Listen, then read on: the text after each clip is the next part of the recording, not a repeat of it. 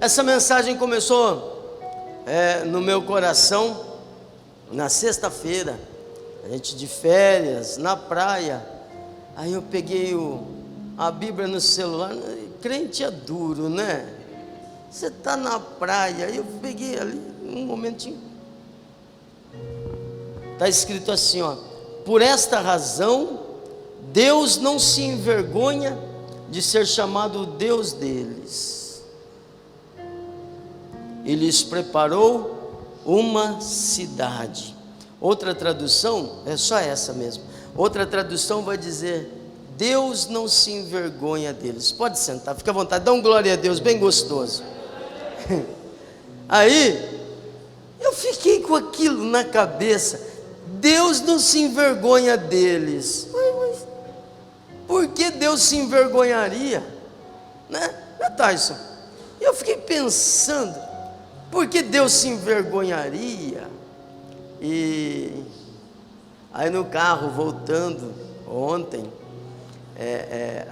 estava no carro a pastora, as crianças, eu perguntei para eles, por que Deus se envergonharia de alguém? Aí começou um debatezinho ali no carro, né? E aquela conversa, a Gabi falou: Deus não se envergonha de ninguém. Não, a Gabi falou assim: acho que Deus não se envergonha. Por que Deus teria vergonha de alguém, né? E se Deus se envergonhar de alguém, Ele perdoa. Eu não estou falando de perdão. O assunto aqui não é perdão, né? Está dizendo que Deus não se envergonha deles. Quando está falando que Deus não se envergonha deles, eu imagino que alguns, porque a Bíblia diz que existem vasos de honra e vasos de desonra. Então, fica claro, na minha opinião, que de alguns ele pode se envergonhar. Aí outro no carro falou assim: eu acho que Deus não se envergonha de ninguém. Acho que foi o Davi. Acho que Deus não se envergonha de ninguém. Ué, como assim? Né? E ali eu fiquei com aquilo assim ardendo no coração. Acordei muito cedo hoje pela manhã, já é o segundo culto. Acordei muito cedo pela manhã, fui meditar e fui olhar como são essas pessoas que a Bíblia diz que Deus não se envergonha delas. E a gente precisa aprender com esse pessoal. A gente vive dias de muita conveniência, de muita facilidade. Por que Deus se envergonharia de alguém? Já pensou aí? Já pensou, Edivaldo? Por que Deus se envergonharia de alguém? Ou quem são essas pessoas das quais Deus não se envergonha? Vamos lá. No livro de Hebreus, capítulo 11, esse mesmo capítulo é considerado o capítulo da fé. Ele responde, dentre outras coisas, o que é fé. Quer ver? Hebreus 11:1. Ora, a fé é a certeza daquilo que esperamos e a prova de coisas que não vemos. Tem coisa que a gente não vê, mas já existe. Ainda não chegou, a gente está esperando, mas a gente espera com certeza. Amém? É por isso que outro texto vai dizer: vivemos por fé e não por vista. Não é aquilo que a gente vê que é o que é real e o que nos importa. Existe um monte de outras coisas que são importantes. Pela fé, versículo 2, nós vamos ler bastante, porque eu quero estudar com você esses personagens dos quais Deus não se envergonha, para a gente entender como que era a vida deles. Pois foi por meio da fé que os antigos receberam bom testemunho. Eles receberam o quê? Então, num resumo, independente do que você esteja passando, Deus não se envergonha dos que têm bom testemunho. Amém? Tudo bem até aí? Vamos lá então, personagens.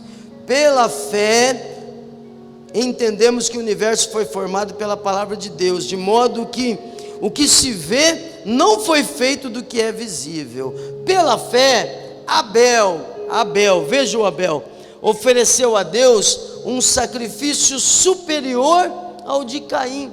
Pela fé foi reconhecido como justo, quando Deus aprovou as suas ofertas. E embora esteja morto, por meio da fé ainda fala. Então, Abel e Caim estão oferecendo sacrifícios a Deus, os dois.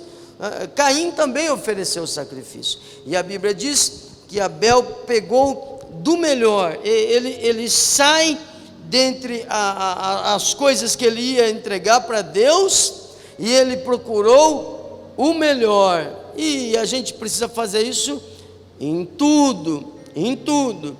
Isso não fala apenas sobre dinheiro. Aliás, o dinheiro é o menor aqui, porque Deus precisa do nosso melhor. Eu, por exemplo, não sei você, mas eu tenho um horário em que o meu cérebro é mais ativo. Eu tenho um horário que eu aprendo mais fácil. Tenho o meu horário que eu tenho mais criatividade, como trabalho numa área de criação. Eu tenho um horário que eu tenho, tudo é mais fácil para mim, e é pela manhã, logo pela manhã, logo tomo aquele café, e às vezes muito cedo, às vezes, se eu não conseguir, o mais rápido possível, mas é aquele horário. Nesse horário, esse horário é o que eu entreguei para Deus, porque no momento em que eu estou mais produtivo, no momento em que eu estou mais alerta, no momento em que as coisas estão mais fáceis na minha mente, é o momento em que eu quero pensar em Deus, e ali é a hora que eu vou meditar, é a hora que eu vou postar um versículo do qual eu meditei. Primeiro eu medito, depois eu posto. É a hora que eu vou escrever alguma coisa, é a hora que eu vou preparar um esboço. Então, para mim, é pela manhã. Outros, como para mim já foi diferente também, outros têm outros horários, né? Eu já houve um tempo, eu trabalhava no comércio, uns horários muito complicados. Então, o meu horário principal era o horário do almoço. Então, eu ia trabalhar e tinha um Novo Testamento no bolso. E eu gostava de ali naquele momento do horário de almoço, pegar o Novo Testamento e ficar ali lendo, né? Então, entregando a Deus o melhor. Caim fez isso? Não, Caim, a Bíblia diz que Caim trouxe uma oferta. Deus não matou Caim, Deus não praguejou contra Caim, Deus não lançou uma praga em Caim. A Bíblia diz que Deus se agradou da oferta de Abel. Deus não gostou da oferta de Caim, e pronto, Deus se agradou da oferta de Abel. Só que Abel então nos ensina a fazer o melhor para Deus.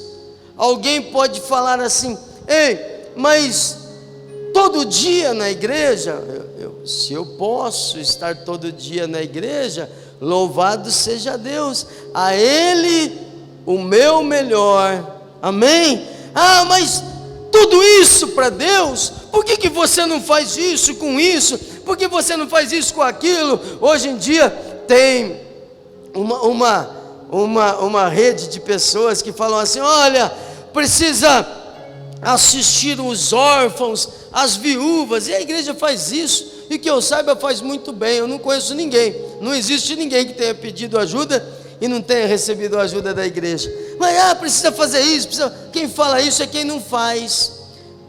A pessoa olha e fala assim: esse aí é um louco. Mas Deus não se envergonha deles, amém? Deus não se envergonha de quem faz o melhor para Ele, mesmo que o outro vai falar assim: mas que desperdício. Pela fé, outro personagem, Enoque, foi arrebatado de modo que não experimentou a morte. Ele já não foi encontrado porque Deus o havia arrebatado, pois antes de ser arrebatado, recebeu testemunho de que tinha agradado a Deus. Enoque, ele nos ensina a viver não para agradar a gente. É tão triste, gente que só faz o que quer, gente que só faz o que gosta, gente que só anda atrás da sua própria vontade. Esse como que vai agradar a Deus? Em vez de ele estar cheio de Deus, ele está cheio dele mesmo. Em vez dele servir ao próximo, ele prefere servir-se. Não, Enoque nos ensina a agradar a Deus. Agradar a Deus. E essa tem que ser a minha preocupação, essa tem que ser a sua preocupação. Senhor, que a minha vida não venha desagradar ao Senhor. Será que Deus se agradou de mim hoje? Será que Deus se agradou do nosso culto até aqui? Será que Deus se agradou das coisas que eu fiz? Deus não se envergonha de gente que vive pensando em agradar a Deus. Esse foi tão amado por Deus, que Deus falou: rapaz, você é bom demais, vem cá. Nem morreu, subiu vivo para o céu. Aliás, Enoque nos ensina que sem fé é impossível agradar a Deus, pois quem dele se aproxima precisa crer que ele existe e que recompensa aqueles que o buscam. Esse próximo, eu tenho certeza que tinha gente que tinha vergonha dele. Tenho certeza. Noé, pela fé, Noé, quando avisado a respeito de coisas que ainda não se viam, movido por um santo temor, construiu uma arca para salvar a sua família. Irmão, é todo dia.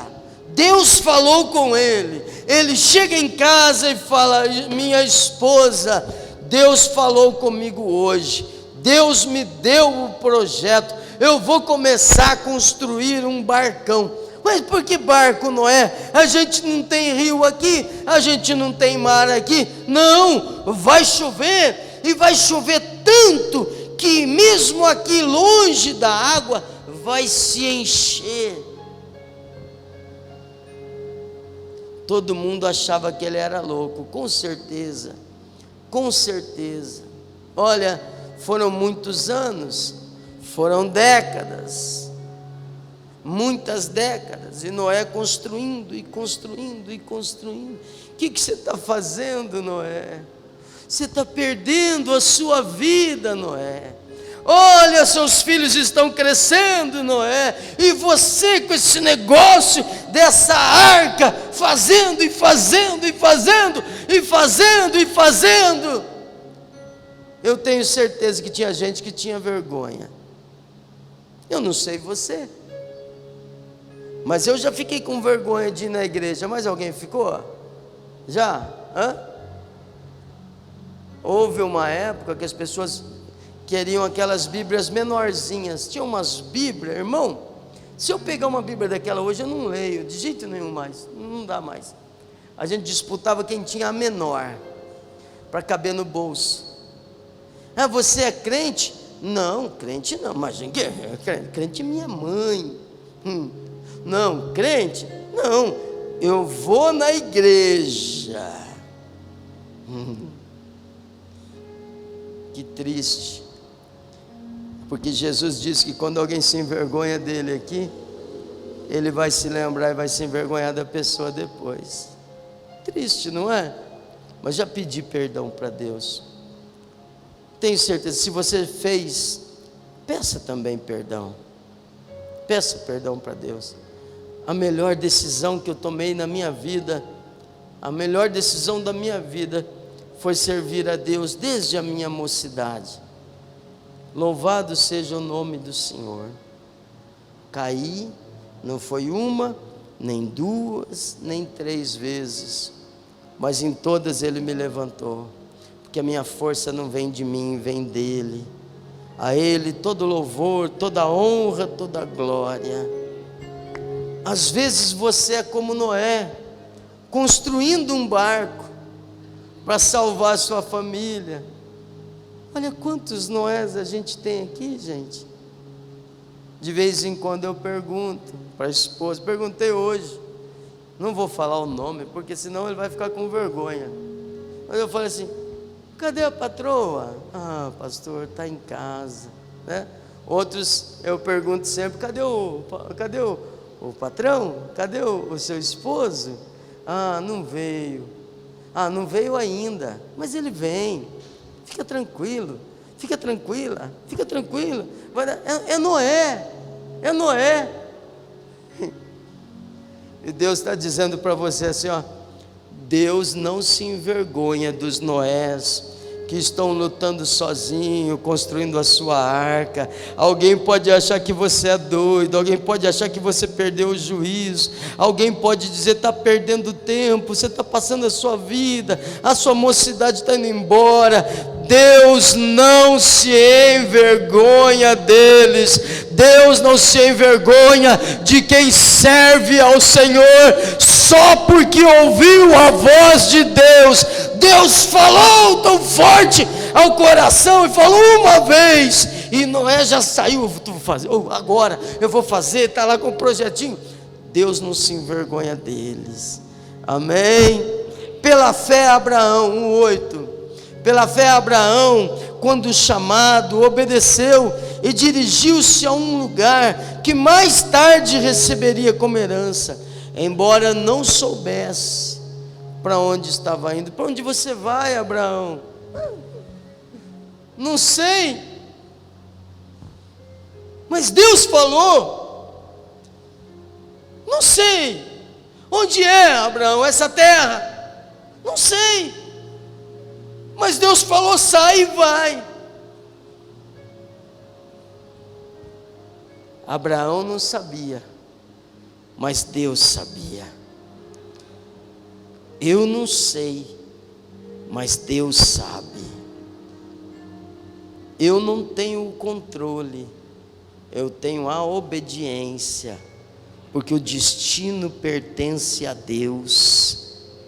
Andando errante pelo deserto, mas Deus não se envergonha deles. Olha, pela fé peregrinou na terra prometida como se estivesse em terra estranha, viveu em tendas com Isaque e Jacó, co-herdeiros da mesma promessa, porque esperava a cidade que tem alicerces, cujo arquiteto e edificador é Deus. As pessoas olhavam aquela família igual a gente vê, com todo respeito, eu não conheço o modo de vida deles, não sei como vivem, não tenho informações suficientes para tratar de qualquer coisa, mas as pessoas olhavam para Abraão e viam como a gente vê, por exemplo, aqueles grupos que ficam andando de cidade em cidade, sabe, as famílias. Eu estou evitando falar o nome que está transmitindo, de repente um está assistindo e acha ruim. Com todo o respeito, sabe do que eu estou falando, sabe? Aquelas famílias inteiras, com crianças, aquelas crianças peladinhas no semáforo, aquela coisa toda. As pessoas olhavam e falavam: o que esse cara, vivendo em tendas, desse jeito, para lá e para cá? Ele acha que ele é o pai da fé, ele acha que Deus falou com ele. Que cara doido é esse? Vivendo em tendas, mas ele esperava uma cidade do qual o arquiteto é Deus, e Deus está trabalhando na sua cidade, Deus está trabalhando na sua recompensa. As pessoas podem até se envergonhar, mas Deus não se envergonha de quem obedece. Amém? Vamos lá, versículo 17. Pela fé, Abraão, quando Deus o pôs à prova, ofereceu Isaque como sacrifício. Aquele que havia recebido as promessas estava a ponto de sacrificar o seu filho, embora Deus lhe tivesse dito: por meio de Isaque a sua descendência será considerada. Abraão levou em conta que Deus pode ressuscitar os mortos, e figuradamente recebeu Isaque de volta dentre os mortos. Ele estava disposto a entregar Por que ele ia entregar? Porque Deus falou que em Isaac seria chamada a descendência, e Deus não falha. Alguém olhar e falar: esse cara está louco, agora perdeu o juízo, agora esse camarada está maluco. Mas não estava. É o pai da fé. Deus não se envergonha dele. Pela fé, Jacó, à beira da morte, aliás, o Isaac, pela fé, Isaac abençoou Esaú e Jacó com respeito ao futuro deles. Pela fé, Jacó, à beira da morte, abençoou cada um dos filhos de José e adorou a Deus, apoiado na extremidade do seu bordão. Irmão, isso aqui é muito importante. Todo mundo falaram para Jacó que José havia morrido, levaram para ele uma túnica cheia de sangue. Ele talvez imaginasse no seu coração que jamais veria o seu filho, aquele aperto no coração, imaginando que seu filho estava morto. Levaram provas de que o filho estava morto, e chegou um momento em que aquele velhinho, já de idade avançada, apoiado no seu bordão, a Bíblia faz questão de dizer, já cansado, mas pela fé, ele viu os filhos de José, ele viu José vivo, ele viu os filhos de José, e ele não falou: Deus, eu fui roubado disso, Deus, mata esses que fizeram isso. Ele não lançou praga, ele não reclamou de Deus, ele não praguejou contra Deus, ele abençoou os filhos de José, velhinho, e adorou a Deus. Tem aquele velhinho lá, apoiado na sua bengalinha, assim, e ele está adorando a Deus, ele está dizendo: louvado seja o Deus Altíssimo, louvado seja o Deus que conservou meu filho, quando eu nem sabia que ele estava vivo. Deus não se envergonha dele. Alguém pode dizer: você foi roubado. Não, não fui. Louvado seja o nome do Senhor. Pela fé, José, no fim da vida, fez menção do êxodo dos israelitas do Egito, e deu instruções acerca dos seus próprios ossos. Se você tem na sua casa, é muito comum aqueles quadros de travessia do Mar Vermelho.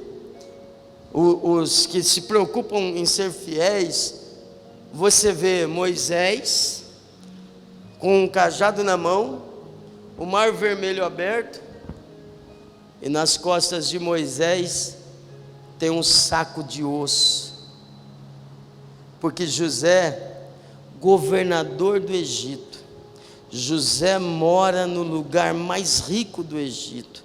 Faraó deixou ele escolher a melhor terra do Egito, mas José falou assim: ei, meus irmãos não amam o Egito. O Egito é bom, a gente está no melhor do Egito, o Egito é bom, mas um dia Deus vai visitá-los, e Deus vai levá-los para o que é seu, para aquela terra que Deus prometeu para o papai, para o vovô, para Abraão, Isaac, Jacó. Não amam o Egito. E quando vocês forem, me leva também, pega meus ossos e coloca lá, pertinho, na nossa terra, na terra santa, na terra que Deus falou para o vovô: sai daqui e vai para lá. Pega meu osso e leva. Parece um doido, mas depois está lá o grande profeta Moisés, carregando um saco de osso, e os ossos de José vão sendo conduzidos a Israel. Deus não se envergonha de quem tem fé. Nunca Deus vai desamparar alguém que aprendeu a sofrer, alguém que aprendeu a viver contrariedades, mas nos negou a fé. Não fica atrás de facilidades, não fica atrás de ser agradado, não fica atrás de um evangelho comumzinho. Ah, que facinho, é que gostosinho. Não, irmão, se Deus fizer, glória a Deus. Se Deus não fizer, glória a Deus, porque tudo isso aqui passa, e o arquiteto está construindo as mansões celestiais. Nós vamos andar na rua de ouro com Jesus. Deus não se envergonha de quem tem visão do futuro, de quem considera mais o céu do que a terra, de quem vive mais para o amanhã do que para o hoje. Deus não tem vergonha de quem acredita, de quem sacrifica aqui na terra para ser honrado lá no céu. Deus não se envergonha de quem tem fé. Pela fé, Moisés, já adulto, recusou ser chamado filho da filha de Faraó, 24, preferindo ser maltratado com o povo de Deus a desfrutar dos prazeres do Egito. Ô Sara, pega uma toalhinha para mim ali, filha, por favor. Preferiu ser maltratado com o povo de Deus a ser chamado filho da filha do Faraó. Deus não se envergonha dele. Por que Deus se envergonharia? Pela fé, 30, caíram os muros de Jericó. Obrigado.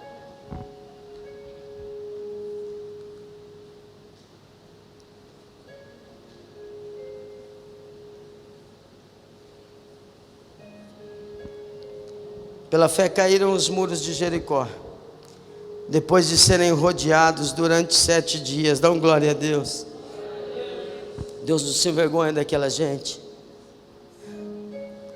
andando em volta de um muro da cidade, a cidade mais forte, o muro mais forte, e aquele povo está lá, todo dia.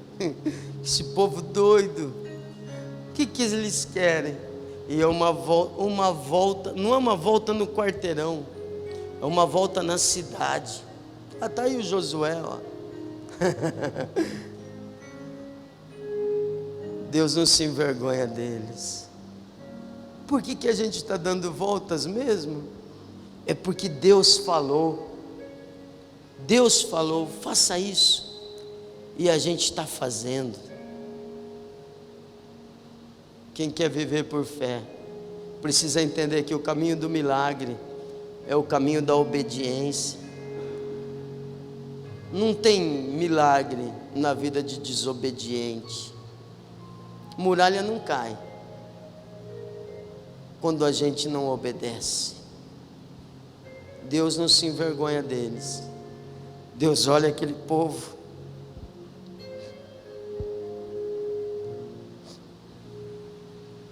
Deus olha aquele povo marchando em volta da cidade. Olha lá, é o meu exército. Olha lá, vem saindo. Olha lá, acordou cedo, está lá, dando volta na cidade. É o meu povo, é o meu exército. Os gigantes vão dar lugar para eles. Os gigantes estão dentro do muro. Deus não se envergonha de quem obedece, de quem está disposto a seguir. Pela fé, 31, a prostituta Raabe, depois de ter acolhido os espiões, os espias, não foi morta, porque não foi morta com os que haviam sido desobedientes. Raabe era o que, gente? Prostituta. Mas Deus não se envergonha dela. Deus não se envergonha da sua história. Deus não tem vergonha do seu passado. Deus não tem vergonha do que você foi. Raabe foi meretriz, foi prostituta, não é mais. Raabe é listada no livro da genealogia de Jesus. Lá você vê Raabe, Ela foi prostituta, mas ela foi honrada por Deus. Ela usou a oportunidade, ela falou: vem cá, Canaã está com medo de vocês. A gente está ouvindo falar do Deus de vocês. A cidade está com medo de vocês. Vocês podem me ajudar. Vocês podem me salvar. Vocês podem preservar a minha família. Fala com o seu Deus. Quem sabe Ele consegue preservar a minha família. E aí os espias disseram: bota um lenço vermelho na janela da sua porta, um pano. E eu não sei como, o muro tombou. E como que dá para ver esse pano vermelho no meio do destroço daquele? Mas o fato é que Deus não se envergonhou dela, e ela foi salva pelo Senhor. Uma das pessoas mais piedosas que eu conheci, gente que eu lembro sempre com muito carinho, foi a minha professora de aconselhamento bíblico.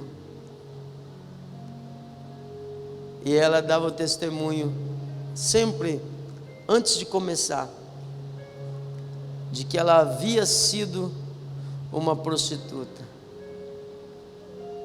Mas aquela mulher era tão cheia do Espírito Santo.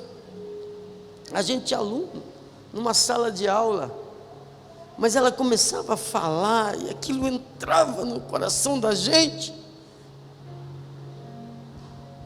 Deus encheu ela do Espírito Santo. Deus não se envergonha da sua história, do seu passado. Entrega o teu hoje para Deus, e o amanhã Ele abençoa. Amém? E aí ele diz assim, 32, que mais direi? Não tenho tempo para falar de Gideão, de Baraque, de Sansão, de Jefté, de Davi.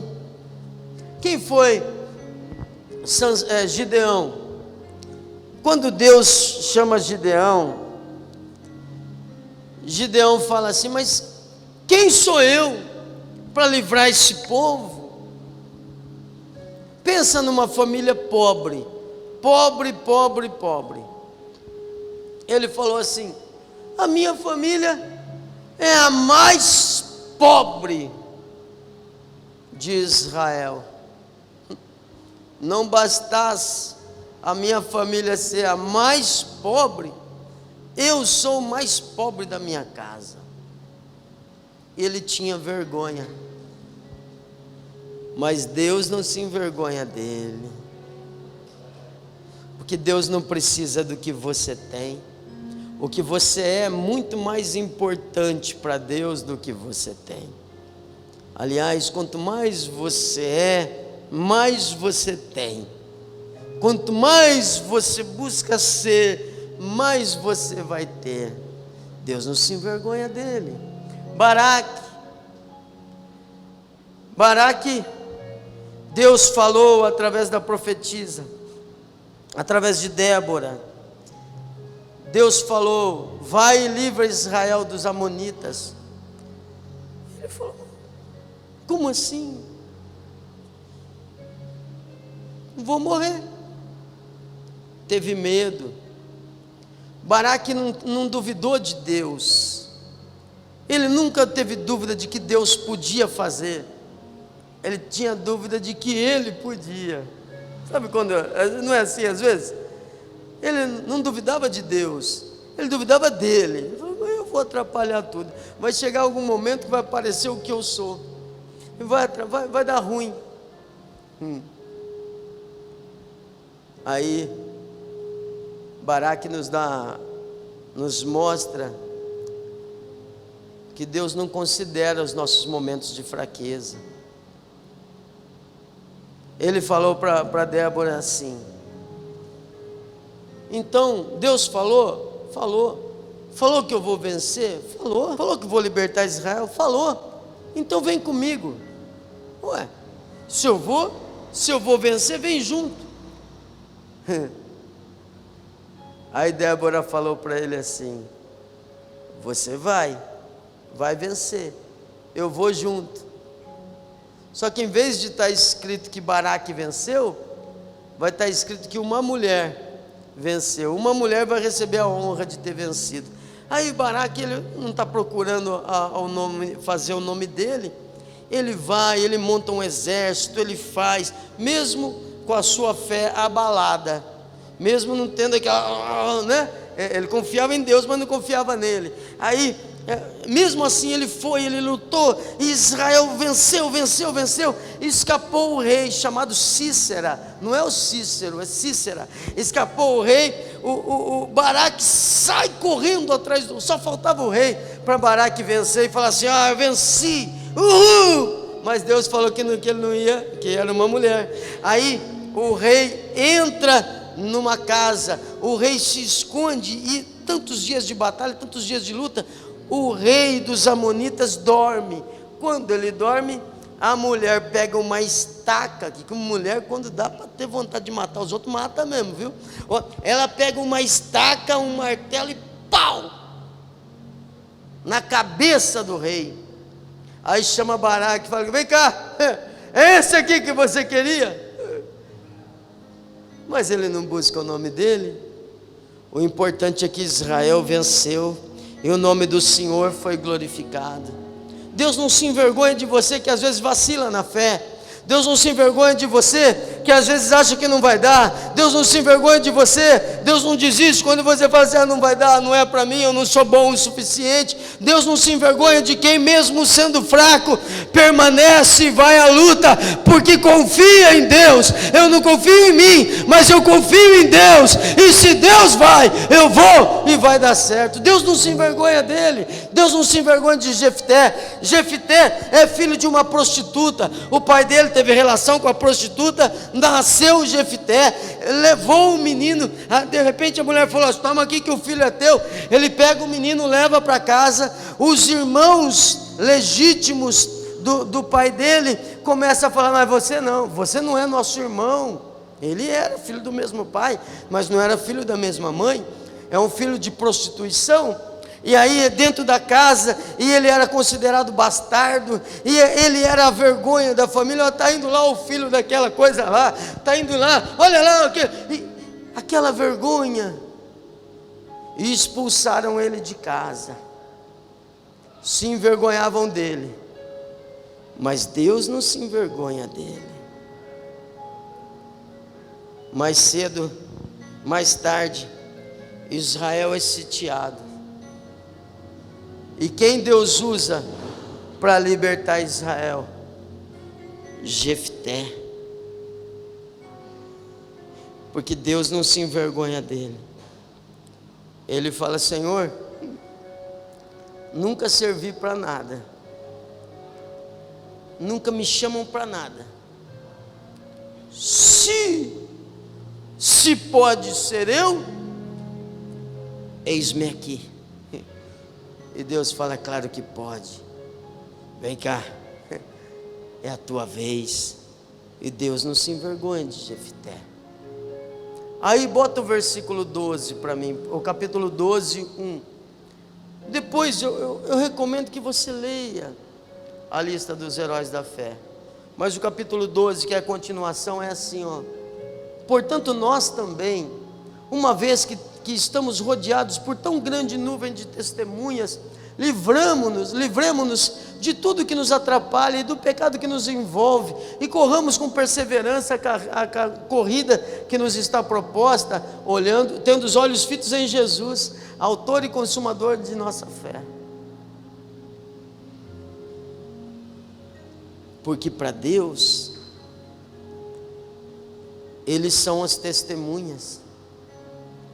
Deus olha para eles e Deus olha para nós. Deus olha, se você continuar lendo, você vai ver, pela fé, as mulheres receberam os seus maridos pela ressurreição. Alguns foram cerrados ao meio, açoitados, castigados. Pela fé, viveram errantes pelo deserto. mas Deus não se envergonha deles. Agora, para a gente orar, será que a nossa vida traz a Deus o prazer ou a vergonha? Porque as pessoas hoje querem facilidade. Ah, pastor, semana que vem não venho, porque onde já se viu não ter água gelada? Irmão, nesse momento, tem gente morrendo no mundo afora, por pregar o Evangelho, desejando essa liberdade que a gente tem. O Valdeci foi, no nosso país aqui, lá no sertão, onde os irmãos dormem em rede, sim ou não? Pobre, Valdeci, pobre. A igreja lá tinha ar-condicionado? Dormiram no chão. Mas eles se reúnem para adorar a Deus, e Deus não se envergonha deles.